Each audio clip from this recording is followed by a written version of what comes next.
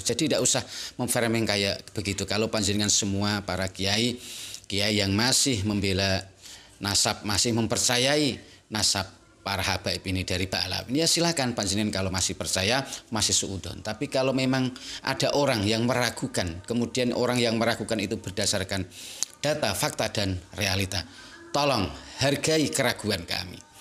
Hargai, kami juga punya pemikiran, kami juga punya pendapat. Tolong jangan difitnah. Leluhur Habib baru mengaku sebagai keturunan Nabi pada abad ke-9 Hijriah melalui kitab yang leluhur Habib ini karang. Nama kitabnya Al-Burqatul Musiqah. Ujarnya Kiai Imad kepada Republika. Assalamualaikum warahmatullahi wabarakatuh. Bismillahirrahmanirrahim. Alhamdulillahirabbil alamin. Wa bihi nasta'inu ala umuri dunya waddin. Wassalatu wassalamu ala asyrafil anbiya'i wal mursalin Sayyidina wa maulana Muhammadin wa ala alihi wassahbihi asma'in, amma ba'd. Para pemirsa sebangsa dan setanah air dimanapun Anda berada yang berbahagia, terima kasih Anda semua masih bersama dengan saya Nur Rahmat Asmawi di Nurmas Channel. Pada kesempatan yang berbahagia ini saya akan membacakan sebuah berita yang cukup menarik, yaitu berita dari Republika. Berita ini menarik untuk saya ketengahkan di sini, untuk saya bacakan di sini karena berisi tentang perseteruan, yaitu antara Bung Haji Rhoma Irama dengan Bahar bin Smith. Dan kemudian dengan perseteruan ini Kiai Imad pun menanggapi atas perseteruan tersebut dengan buka-bukaan, dengan menunjukkan hasil tes DNA, hasil DNA Ba'alawi ini. Berita tersebut berjudul Respon Perseteruan Rhoma Irama Habib Bahar Kiai Imaduddin, buka-bukaan hasil DNA. Nah, tentu pemberitaan ini semakin menunjukkan, semakin membukakan tentang polemik nasab ini akan semakin ramai dibahas di berbagai media, dan tentu ini sesuatu yang sangat positif sekali karena kemarin sudah ada Tempo yang memberitakan tentang nasab Ba'alawi ini, kemudian ini ada Republika, dan juga sudah banyak berita-berita yang menampilkan, yang membahas tentang nasab para habaib ini. Ini mau tidak mau akan semakin membukakan wawasan pengetahuan umat, wawasan pengetahuan masyarakat tentang siapa sebenarnya habaib ini. Jadi nanti pada endingnya nanti ya siapa yang lebih dipercaya oleh masyarakat. Adanya polemik, adanya pembahasan, adanya perdebatan nasab ini nanti akan dinilai oleh masyarakat itu sendiri.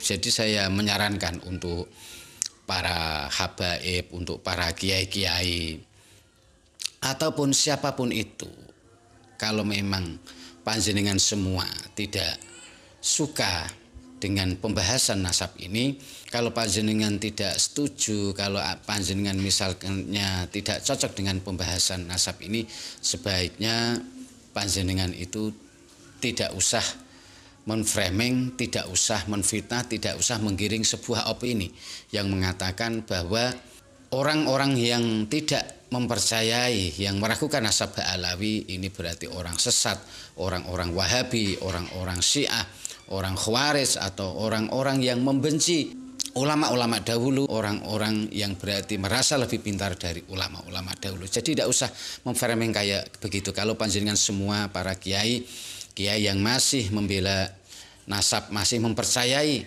nasab para habaib ini dari Ba'alawi, ya silakan panjenengan kalau masih percaya, masih suudon. Tapi kalau memang ada orang yang meragukan, kemudian orang yang meragukan itu berdasarkan data, fakta, dan realita, tolong hargai keraguan kami. Hargai, kami juga punya pemikiran, kami juga punya pendapat. Tolong jangan difitnah. Seperti saya sangat menyesalkan sekali apa yang menjadi komentar dari Kiai Haji Miftahul Akhyar, seperti Kiai Idrus Romli, yang berkomentar seenaknya aja, yang ngomong seenaknya aja, mengatakan bahwa orang-orang yang membatalkan nasab, meragukan nasab ini berarti mereka ini adalah orang Wahabi, orang Khawarij, dan sebagainya. Ini tentu sangat menyakitkan karena ini sudah merupakan bentuk fitnah.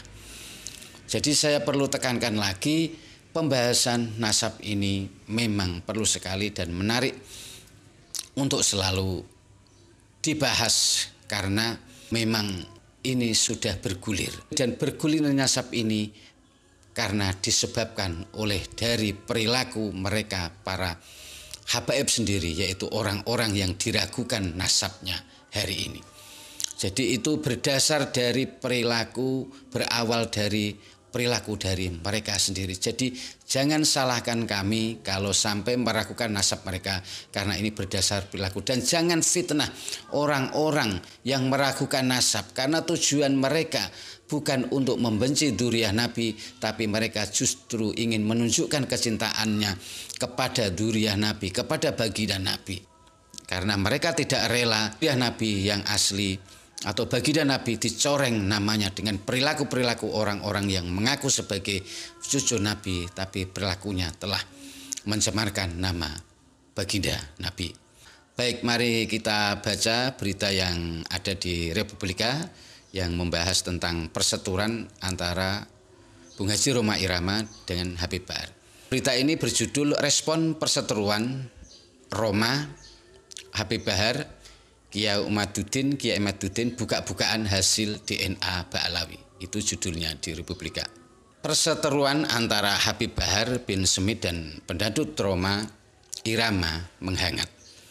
Perseteruan itu tidak terlepas dari pernyataan Bung Haji Rhoma Irama dalam podcastnya yang mempertanyakan status Habib dari nasab Ba'alawi di Indonesia. Rhoma bahkan setuju tes DNA untuk bisa membuktikan nasab Ba'alawi keturunan Rasulullah. Hal itu karena hasil tes DNA bersifat final dan ilmiah.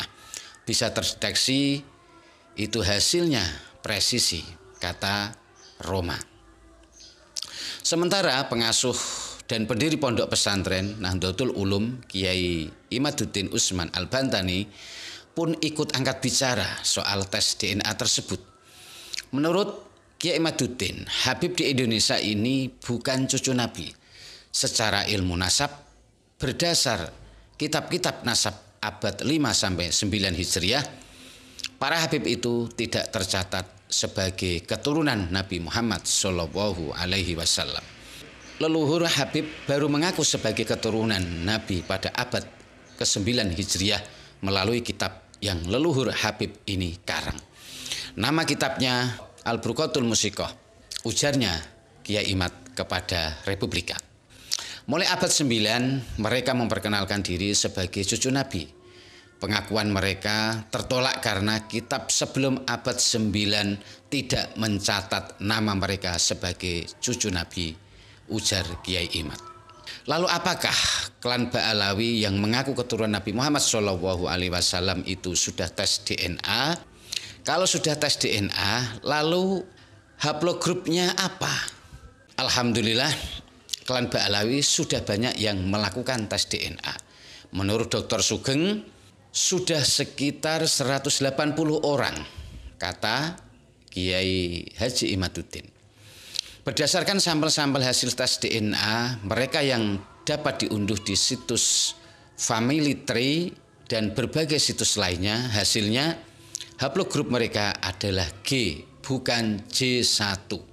Dari situ mustahil dapat dikatakan mereka sebagai keturunan garis lurus laki-laki. Keturunan garis lurus laki-laki dari Nabi Muhammad SAW dan Sayyidina Ali, karena keduanya berhaplogrup J1. Haplogrup adalah sekelompok kromosom tunggal atau untaian DNA tunggal yang memiliki nenek moyang yang sama. Imaduddin lantas mengambil beberapa contoh keluarga Ba'alawi yang telah melakukan tes DNA. Misalnya seorang bapak dari Al-Habsyi yang melakukan tes DNA dengan nomor KIT IN 89146. Ia tinggal di Arab Saudi. Hasilnya bapak itu berhaplogrup GM201. Gagal, kata Kiai Imaduddin lewat artikel yang sudah dikonfirmasi Republika. Contoh lain, kata ia, seorang bapak dari bin Syekh Abu Bakar, ia tes DNA dengan nomor KIT M9523. Bapak itu tinggal di Indonesia. Hasilnya haplogrupnya GM201. Gagal juga. Contoh lain, seorang bapak bernama Omar, ia tes DNA dengan nomor KIT IN76599, ia tinggal di Yaman. Hasilnya haplogrupnya GM201. Gagal maning. Selanjutnya kata ia, masih banyak lagi contoh-contoh hasil tes DNA dari klan Ba'alawi yang dapat diunduh dari berbagai macam situs penyedia jasa tes DNA. Hasilnya mayoritas mereka berhaplogrup GM201. Lalu apa artinya haplogrup GM201? Haplogrup G, kata ia, adalah haplogrup paling sering ditemukan di antara berbagai kelompok etnis di Kaukasus. Wilayah Kaukasus dulu adalah bekas kerajaan Yahudi Khazar yang hancur lebur di bumi hanguskan dinasti Rusia. Lalu mereka menyebar ke berbagai belahan dunia pada abad ke-11 Masehi. Waktu itu kerajaan Khazar meliputi Kazakhstan, Dagestan, Tajikistan, Azerbaijan, Georgia, dan lain-lain. Yahudi Khazar sebenarnya bukan gen Yahudi. Mereka adalah orang non-Yahudi yang kemudian masuk agama Yahudi dan mengidentifikasi diri sebagai orang Yahudi.